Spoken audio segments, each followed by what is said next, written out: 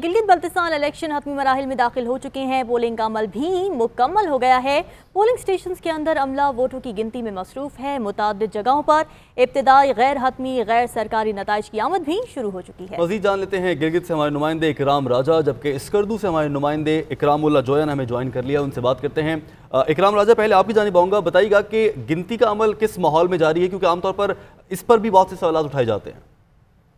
ताहिर, जो गिनती का अमल है अभी तक जो 3 पोलिंग स्टेशन जहां पे 5 बजे के बाद हम उसको विज़िट कर चुके हैं। यहां पे इस वक्त जिस जगह पे हम खड़े हैं ये शकरोट एक जगह है गिलगित के शहर के अंदर, और यहां पे जितना भी पोलिंग का अमला है वो अंदर उसकी गिनती में मसरूफ़ है। उसके अलावा जो मुकामी पुलिस है, इसके अलावा यहाँ पे पंजाब पुलिस में हमें अगर देखें तो फैसलाबाद के पुलिस अहलकार यहाँ पर मौजूद हैं। किसी भी किस्म का कोई बाहर से कोई गैर ज़रूरी तौर पर कोई किसी भी किस्म की इंटरफेरेंस हमें नज़र नहीं आती।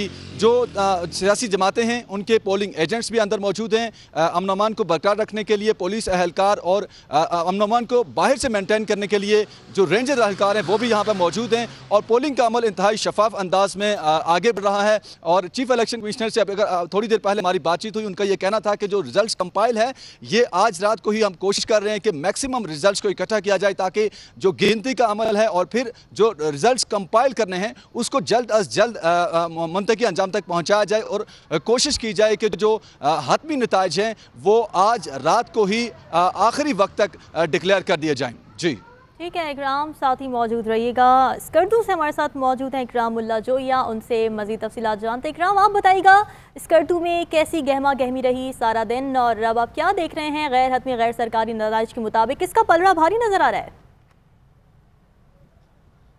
जी बिल्कुल, स्कर्दू में अगर बात की जाए नताइज की तो गैर सरकारी गैर हतमी नताइज जो हैं वो आना शुरू हो चुके हैं। स्कर्दू 1, 2 और 3 हल्के जो हैं उनमें से हतमी और गैर सरकारी नताइज जो हैं वो बरामद हो चुके हैं। अगर बात की जाए तो इस वक्त PTI और पीपल्स पार्टी का कांटेदार मुकाबला सामने आ रहा है। कहीं PTI आ गया है तो कहीं पीपल्स पार्टी आ गया है। अगर मैं आपको वोट्स के बारे में बताता चलूँ तो स्कर्दू 1 में जो है पीपल्स पार्टी आगे है 69 वोट्स से, और PTI जो है वो 57 वोट्स हैं उसके, जबकि स्कर्दू 1 जो है PTI 156 वोट्स के साथ आ गया, जबकि पीपल्स पार्टी 93 वोट्स के साथ है।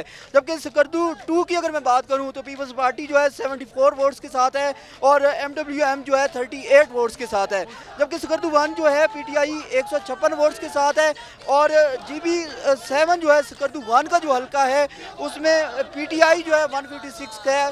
कहीं पे PTI आ गया, कहीं पे पीपल्स पार्टी आ गया। पीपल्स पार्टी और PTI का सख्त मुकाबला है, जबकि नून लीग हमें पीछे रहती हुई नजर आ रही है। जबकि मुख्तलिफ जो पोलिंग स्टेशन हैं उन पर गिनती का अमल जो है वो इस वक्त जारी है। इस वक्त जिस पोलिंग स्टेशन में मौजूद हूँ ये स्कर्दू का दूर दराज का इलाका है। इसमें यहाँ पर इस वक्त पोलिंग का जो अमला है वो इस वक्त काउंटिंग कर रहा है और गिनती हो रही है। जो वोट्स हैं उनकी थोड़ी देर बाद जो है उनका जो रिजल्ट है वो अनाउंस किया जाएगा। इस वक्त गैर हतमी और गैर सरकारी रिजल्ट जो है वो सामने आ रहे हैं। मुख्तलिफ पोलिंग स्टेशन के जो रिजल्ट हैं वो आपके साथ शेयर कर रहा हूँ। जबकि अगर मुवाज़ना किया जाए उम्मीदवारों के हवाले से जी ठीक है इकरामुल्लाह जो है हम आपको सुन सकते हैं। आपके अकब में शोर भी बहुत है, कारकुनान का जोशो खरोश देखा जा सकता है। इकराम राजा की जानिब जाएंगे। इकराम, ये बताइएगा कि जो वोटर्स पोलिंग स्टेशन के अंदर मौजूद थे जब पोलिंग का वक्त खत्म हुआ है, क्या उन्हें वोट कास्ट करने की इजाज़त दी गई? और आप जिस हल्के में मौजूद हैं यहाँ के नताइज के हवाले से अब तक क्या रुझान देखा जा रहा है?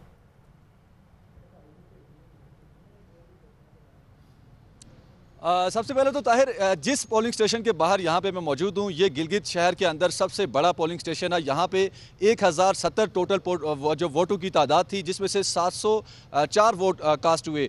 तो ये एक अच्छा टर्नआउट यहाँ पे सबसे बड़े पोलिंग स्टेशन का जो मैं आपको बता रहा हूँ। और इसमें यहाँ पे जो सबसे बड़ी वजह ताख़ीर की भी यही है कि जो वोटर्स थे वो बहुत देर तक भी गेट के बाहर मौजूद थे। जैसे ही शाम के 5 बजे गेट बंद हुआ, लेकिन जब वोटर्स की जानिब से ये मुतालबा किया गया कि उन्हें इजाज़त दी जाए, वो इतनी देर सर्दी के बावजूद खड़े रहे तो कम से कम उन्हें वोट कास्ट करने की इजाज़त दी जाए, जिस पर उन्हें सुना गया और वोट गो के गेट्स बंद किए गए। लेकिन जितने भी बाहर लोग खड़े थे उन्हें गेट्स के अंदर दाखिल किया गया और उसके बाद उनकी जो कास्टिंग थी उसे मुकम्मल किया गया।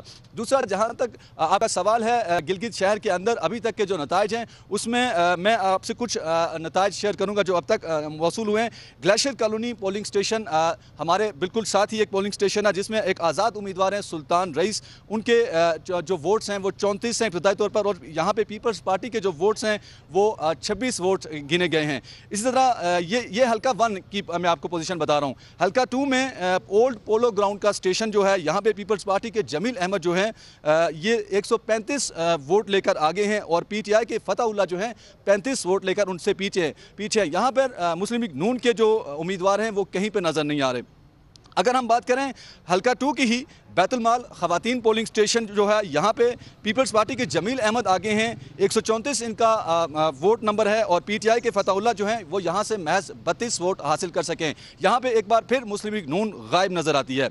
GBA 1 गिलगित 1 की अगर हम बात करें तो polling station directorate of education की अगर हम बात करें, जहाँ पे दिन भर हम GNN वहाँ से बिलखुसूस कवर कर रहा था। जो निगरान वज़ीर आला हैं उन्होंने भी वहाँ वोट कास्ट किया, चीफ इलेक्शन कमिश्नर भी वहाँ पे गए, उन्होंने GNN से बातचीत भी की थी। ये वो हल्का स्टेशन है, यहाँ पे पीपल्स पार्टी के 88 यानी कि 88 वोट गिने गए हैं अब तक, और PTI के यहाँ पे 19 वोट कास्ट किए गए हैं। यहाँ पे एक आज़ाद उम्मीदवार सुल्तान रईस हैं जिनको 5 वोट पड़े हैं, और इसी तरह हल्का 2 के ही एक पोलो ग्राउंड 2 मेल जो पोलिंग स्टेशन है, वहाँ की अगर हम आपको स्टैट सुनाएं तो 185 वोट लेकर जमील अहमद पाकिस्तान पीपल्स पार्टी से आगे हैं। तहरीक इंसाफ के फतहुल्लाह जो हैं वो 34 वोट लेकर। मुख्तलिफ हल्कों के चंद पोलिंग स्टेशन के जो नताइज सामने आ रहे हैं, गैर हतमी गैर सरकारी नुमाइंदगान हमारे साथ शेयर कर रहे थे।